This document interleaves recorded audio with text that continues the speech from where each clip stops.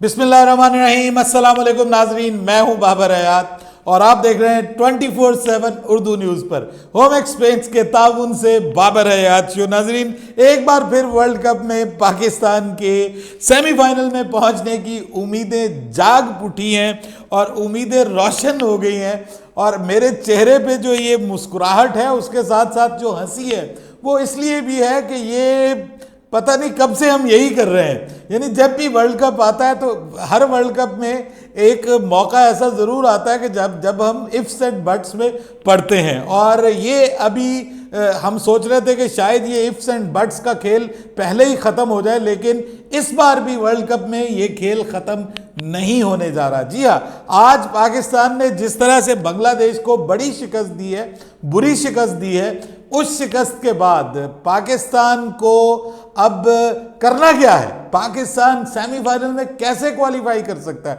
और पाकिस्तान को किन किन मैचेस के ऊपर नज़र रखने की ज़रूरत है, किस किस टीम के मैचेस के ऊपर नज़र रखने की ज़रूरत है, इसके ऊपर हम बात करेंगे। और फिर बात करेंगे कि पाकिस्तान के लिए ये वर्ल्ड कप में जो एक ज़बरदस्त किस्म का कमबैक है ये क्या मानी रखता है।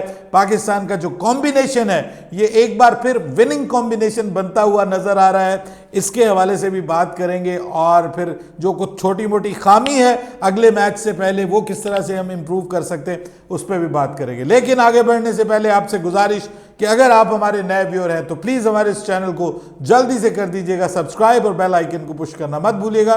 मुझे फॉलो कीजिए इंस्टाग्राम पे @बाबर हयात शो और हमारे पेज को फेसबुक पे लाइक कर लीजिएगा। तो जनाब, पाकिस्तान ने आज एक काम कर दिया, 3 काम हमने करने हैं इस वर्ल्ड कप में अब जो हमारे लिए बाकी बचे हैं, उसमें से एक काम पाकिस्तान ने कर दिया और काफ़ी अच्छे तरीके से कर दिया। बड़े मार्जिन से पाकिस्तान को जीत मिल गई है और ये जीत जो है ये पाकिस्तान के लिए बड़ी पॉजिटिव साबित हुई है, क्योंकि इस जीत के बाद जो पाकिस्तान को झटका लगा था अफगानिस्तान से और पाकिस्तान की टीम 7वें नंबर पे आ गई थी, अफगानिस्तान की टीम 5वें नंबर पे चली गई थी, अब वो झटका किसी हद तक जो है वो रिपेयर होता हुआ नजर आ रहा है और पाकिस्तान की टीम ने पॉइंट्स टेबल पर छलांग लगाई है और अब पाकिस्तान की टीम 5वें नंबर पे 5वें स्थान पे पहुंच गई है। अब 5वें पायदान पे पहुंचकर पाकिस्तान की टीम का जो नेट रन रेट है वो -0.24 है, 0.024, जो कि बहुत करीब है +0 के या +0.1 के समझ लीजिए। तो डेसिमल पॉइंट का, सिर्फ 1-2 डेसिमल पॉइंट का फर्क रह गया, हमारा नेट रन रेट माइनस से पॉजिटिव में चला जाएगा। अब इस वर्ल्ड कप में नेट रन रेट बहुत इंपॉर्टेंट रोल प्ले करने जा रहा है। सबसे पहला सिनेरियो, अब बात कर लेते हैं सिनेरियो की। सबसे पहला सिनेरियो कि पाकिस्तान के क्रिकेट फैंस ये दुआ करें कि बाकी चीज़ों को छोड़ दें, क्योंकि दूसरी 2 टीमें भी कंटेंडर्स हैं, यानी अफगानिस्तान भी कंटेंडर है, उसके बाद जो है वो श्रीलंका भी कंटेंडर है, लेकिन उनके आगे अगले वाले मैचेस भी काउंट करते हैं। ठीक है, वो थोड़े टफ मैचेस हैं। लेकिन अगर हम बात करें पाकिस्तान की तो पाकिस्तान के लिए अगर न्यूजीलैंड को सामने रख लिया जाए, बल्कि सबसे पहली चीज़ कि पाकिस्तान को अपने अगले दोनों मैचेस जीतने हैं। यानी पाकिस्तान के पास जैसे ही पाकिस्तान मैच हारा, पाकिस्तान के सारे सिनेरियोज बढ़ जाएंगे, जिसको आप कहते हैं ना सिनेरियो तो बढ़ गया, वो वाले हो जाएंगे। यानी अब गलती की गुंजाइश निश्चित, एक ज़र्रा बराबर गलती जो है वो नहीं आप कर सकते। डॉक्टर फैजुल्ला साहब को मैं पश्तो में कह रहा हूँ, निश्चित, ठीक है, इतनी क्या आती है मुझे पश्तो। उसके बाद जो है वो मतलब पाकिस्तान के लिए इसमें तो कोई गुंजाइश ही नहीं है। अब जो हमने अपना हनीमून पीरियड था, हमारे पास मौके थे, वो हमने सब ज़ाया कर दिए। आज भी थोड़ा सा अगर हम 2 ओवर पहले मैच ख़त्म कर लेते तो आज भी हमारा net run rate positive pay होता, हम बेटर सिचुएशन पे होते। पिछली वीडियो में मैं उसका रोना रो चुका हूँ। बहरहाल अब पाकिस्तान की टीम राइट नाउ 5वें नंबर पे तो आ गई, टॉप 5 में तो हम मौजूद हैं। उसके बाद अब पाकिस्तान को 2 मैचेस खेलने। अगला मैच पाकिस्तान का न्यूजीलैंड के खिलाफ है बेंगलुरु में। देखें लिखने वाले ने क्या कमाल लिखा है, क्या जबरदस्त तरीके से लिखा है प्लान। यानी बेंगलुरु में न्यूजीलैंड के खिलाफ बेंगलुरु में ही ऑस्ट्रेलिया के खिलाफ। अब ये दोनों मैचेस जो किए गए हैं ये उन जगहों पे किए गए जहां थोड़ा ग्राउंड छोटा है, मार पिटनी है, बॉलर्स की ठुकाई होनी है। पिछली बार 365 बने, इस बार न्यूजीलैंड मुमकिन है 400 बना दे, यानी ये सोच है पीछे कहीं छुपी हुई। बहरहाल एक वो कहते हैं ना, एक तेरी चाहत है एक मेरी चाहत है, वो हमें बड़ा मशहूर, आपको पता है कि हदीस कुदसी है, तो हम मुसलमान हैं, हम उस पर भी यकीन कर लेते हैं। हालांकि हमारी टीम ने हमें दुख बड़े दिए हैं, उसके बावजूद क्योंकि हम पाकिस्तानी हैं सीधे हैं, हम यकीन कर लेते हैं। हम भूल जाते हैं कि कल क्या हुआ था, परसों क्या हुआ था, चैट कैसे लीक हुई थी, इंजमाम ने इस्तीफा क्यों दे दिया, वो सारी बातें आज हम भूल चुके हैं। आज हम सिर्फ ये बात कर रहे हैं कि पाकिस्तान सेमीफाइनल में क्वालिफाई कैसे कर सकता है। तो भाई सारे मैचेस जीतने, दोनों मैचेस जीतने। बेंगलुरु में 4 को, 11 को पाकिस्तान का मैच होने जा रहा है दोबारा कलकत्ता में, तो इंग्लैंड के खिलाफ। इंग्लैंड के खिलाफ चलिए हम मान लेते हैं हमारा मैच किसी हद तक थोड़ा सा आसान है, पॉजिटिव चीज है हमारे लिए। दूसरी पॉजिटिव चीज ये है कि अगर नेट रन रेट भी कहीं आता है, वो कैसे आएगा वो भी आपके साथ डिस्कस कर लेता हूं। नेट रन रेट आ जाता है तो हमारे पास आखिरी मैच होगा इंग्लैंड के खिलाफ, ठीक है जी। इंग्लैंड के खिलाफ हमारे पास वो लास्ट मैच होगा और अगला मैच भारत का नीदरलैंड के खिलाफ है। उसके बाद वर्ल्ड कप का लीग स्टेज खत्म हो जाएगी, यानी हमारे पास वो लास्ट मैच होगा। सो हमें पता होगा कि अगर नेट रन रेट का मामला आ गया है तो हमने कितने रन्स कितने ओवर्स में करने हैं या मुखालिफ टीम को कितने ओवर्स में आउट करना है, जिस तरह से 2019 के वर्ल्ड कप में हुआ था। लेकिन उसमें तो सिचुएशन ही बहुत बुरी हो गई थी, हमारा नेट रन रेट का डिफरेंस ही बहुत था। अब यह है कि पाकिस्तान को न्यूजीलैंड को भी शिकस्त देनी है और अच्छे तरीके से शिकस्त देनी है। कम से कम 20-20, 25-25 रन, 20-25 रन से तो पाकिस्तान को हराना पड़ेगा, या फिर पाकिस्तान को अगर पाकिस्तान चेज करता है तो मिसाल के तौर पे अगर 250 है तो पाकिस्तान को 30 में करना पड़ेगा, अगर 300 है तो पाकिस्तान को 40 में करना पड़ेगा, 35 में करना पड़ेगा, अगर 350 है तो पाकिस्तान को 40 में। यानी ये जहन बना के पाकिस्तान को चलना है। अगर आप सिर्फ जीते तो उसका वो फायदा नहीं है, अदरवाइज आप नंबर 5 ही रह जाएंगे और नेट रन रेट में पीछे रह जाएंगे। चलिए, पहला काम जीतना, दूसरा काम अच्छे तरीके से जीतना दोनों मैचेस में, ठीक है जी। अब हमने देखना क्या है सर, मैच होने जा रहा है जनूबी अफ्रीका वर्सेस न्यूजीलैंड। यानी आज हमें अच्छी खबर मिली है, कल भी हमें अच्छी खबर मिलनी चाहिए। उठा लो मुसल्ले, मुसलमानों तैयार हो जाओ दुआएं मांगने के लिए। साउथ अफ्रीका ने हमें हराया था, अब साउथ अफ्रीका हराए न्यूजीलैंड को। जी हां, न्यूजीलैंड अगर साउथ अफ्रीका से हार जाता है तो पाकिस्तान के वर्ल्ड कप में पहुंचने के चांसेस को बहुत बड़ा बूस्ट मिलेगा।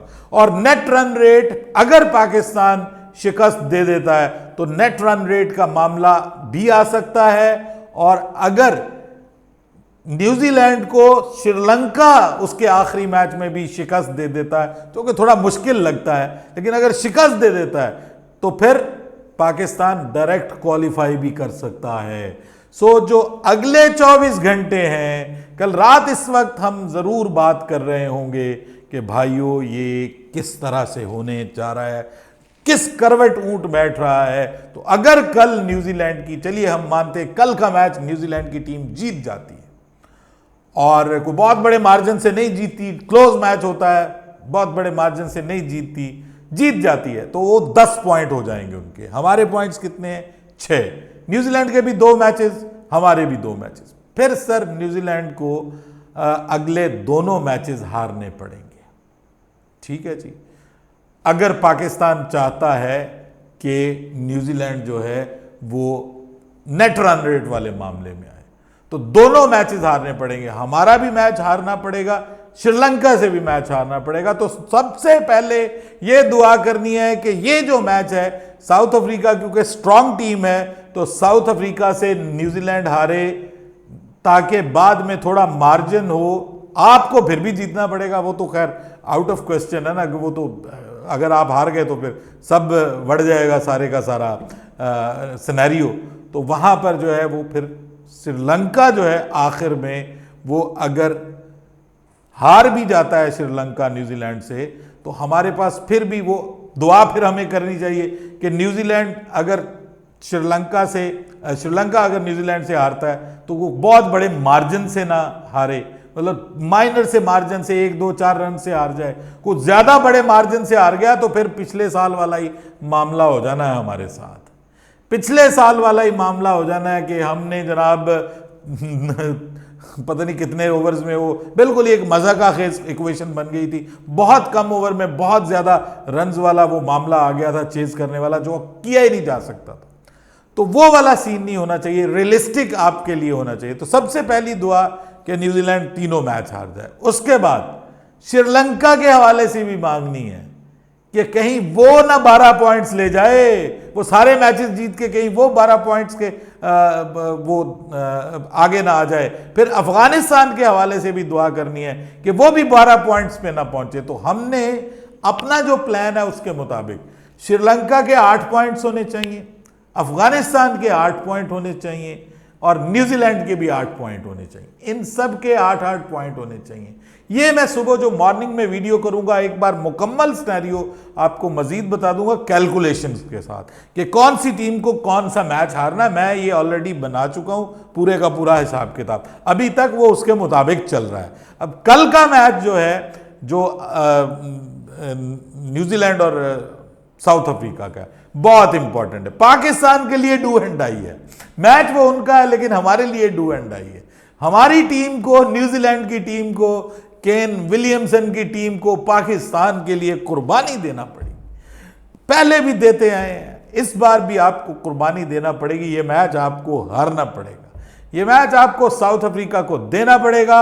हम उसी सूरत में पहुंच सकते हैं आसानी से सेमीफाइनल में कि अगर इंडिया 18 मैचेस के साथ टॉप पे हो, 18 पॉइंट्स के साथ, साउथ अफ्रीका 14 पॉइंट्स के साथ दूसरे नंबर पे, तीसरे नंबर पे ऑस्ट्रेलिया 14 पॉइंट्स के साथ, चौथे नंबर पे पाकिस्तान 10 पॉइंट्स के साथ और बाकी टीमें 8-8, 6-6, 4-4, 2-2।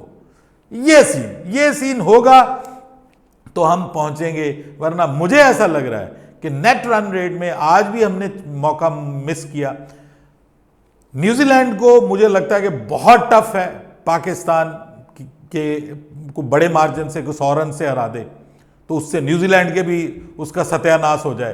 पहले न्यूजीलैंड, सबसे अच्छी दुआ यह है कि न्यूजीलैंड को 101 रन से हारे अफगानिस्तान से और 101 रन से पाकिस्तान से हार जाए, उनके नेट रन रेट का सत्यानाश हो जाए, उनको 10 पॉइंट्स तो मिले श्रीलंका के खिलाफ मैच खेल के, लेकिन उसमें भी उनको लम्हा पड़ना पड़ जाए कि जी हमें इतने रन्स बनाने और ये करना और वो करना, और उस चक्कर में वो तीसरा मैच भी हार जाए। यानी प्रेशर बने, तीसरा मैच भी हार जाए और सुंजियां हो जान गलियां ते विच पाकिस्तान फिरे और पाकिस्तान के 10 पॉइंट्स हो जाए और हम अकेले सेमीफाइनल में पहुंचे। और मजे की बात बताऊं, फिर सेमीफाइनल किसके साथ हो, Pakistan versus India, heart fail करने वाला सेमीफाइनल हो और वो हो भी ईडन गार्डन्स कलकत्ता में, और उसमें फिर क्या हो ये आप खुद समझदार हैं। लेकिन ये सारी चीजें अभी हम ड्रीम कर रहे हैं। सबसे पहले पाकिस्तान को अपने तीनों मैचेस जीतने हैं, जिसमें से एक मैच पाकिस्तान जीत गया है, 2 मैचेस मजीद पाकिस्तान को जीतने, ये तो मिनिमम है।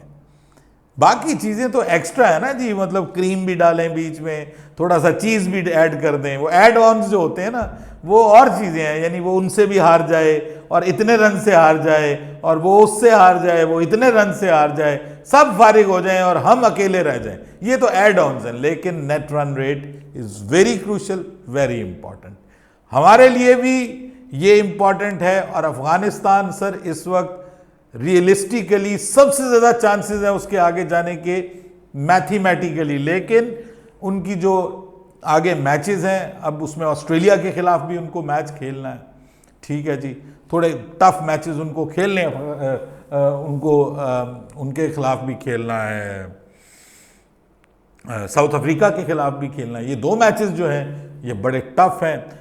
वो नेदरलैंड के खिलाफ जीत जाएंगे, लेकिन ये 2 मैचेस में क्या बनेगा। अगर ये 2 मैचेस में वो इनको हरा देते तो भाई सारे फारिग हो जाएंगे, अफगानिस्तान पहुंच जाएगी, ठीक है। 6 और 4 10 हो जाएंगे और नेट रन रेट उनका इम्प्रूव कर ही जाएगा, तो वो इम्प्रूव कर जाएगी और हमारा मुकाबला फिर अफगानिस्तान के साथ हो रहा होगा। तो एक अजीब गुंजलदार सा मामला चल रहा है, लेकिन अच्छी चीज़ ये है कि पाकिस्तान जीत गया। अच्छी चीज़ ये है कि पाकिस्तान की बॉलिंग क्लिक की है। अच्छी चीज़ ये है कि पाकिस्तान का ओपनिंग कॉम्बिनेशन बेहतरीन हो गया है। अच्छी चीज़ ये है कि पाकिस्तान का जो माइंडसेट है वो थोड़ा बेहतर और पॉजिटिव नज़र आया है। और लेकिन परेशान कुन चीज़ ये है कि बाबर आज भी परफॉर्म नहीं कर पाए, और जहाँ पे उनको नहीं आना चाहिए था आज के मैच में बैटिंग करने के लिए, वहाँ पर वो क्यों आए? वो आसानी से वहाँ पर किसी और को भेज सकते थे, आगा सलमान को भेज सकते थे, वहाँ पर आप इफ्तिखार को उस वक्त भेज सकते थे, रिजवान की बजाय इफ्तिखार को भेजते ताकि वो पावर हिटिंग करता और मैच को जल्दी ख़त्म करता। लेकिन कैलकुलेशन की मिस्टेक एक बार फिर हमारे रास्ते में हायल हो गई। आप अपनी राय दीजिएगा कमेंट सेक्शन में। बाबर हयात को इजाज़त दीजिएगा। अल्लाह हाफिज़।